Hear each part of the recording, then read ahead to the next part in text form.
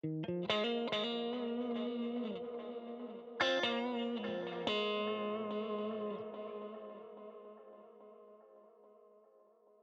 name's Cameron. I study at the University of Westminster, Graphic Communication Design, and I'm 21 years of age. How I'd describe my art style is experimental, constantly changing, constantly evolving, developing, and kind of different medias as well. I don't really like to stick to one media. Natural process of experimental, I guess.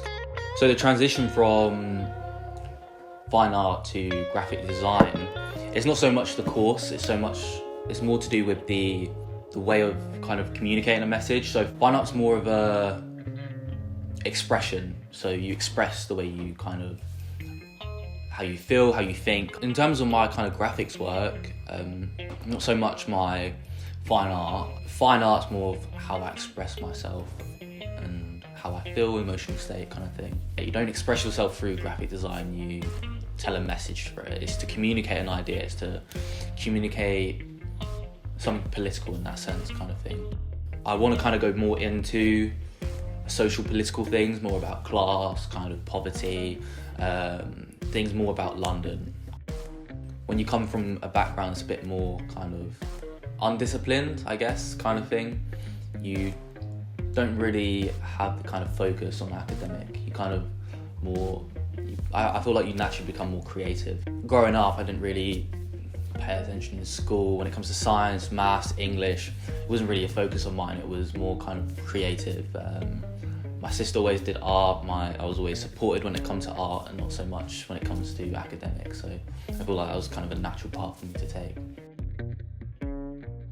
Do I think people from a working class background are disadvantaged? In general society, yeah, 100%, in pretty much every way. Because I mean, we're built on money kind of thing. And if you don't have money, you don't really have an advantage in every type of way, really. If that's in education, if that's in social kind of things, if that's in anything, really. So yeah, no, I agree.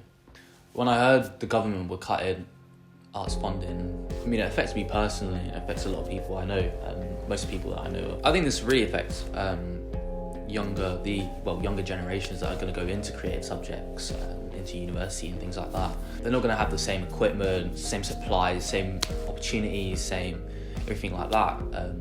It's not so much the materials you're given, but more what you do with them. So the best thing that I could probably suggest is, no matter what you're kind of given, you're able to always make something with it. If that's within a kind of a digital space, so if it's cameras and stuff, you don't need the best camera to film things if you want to create something. Career-wise,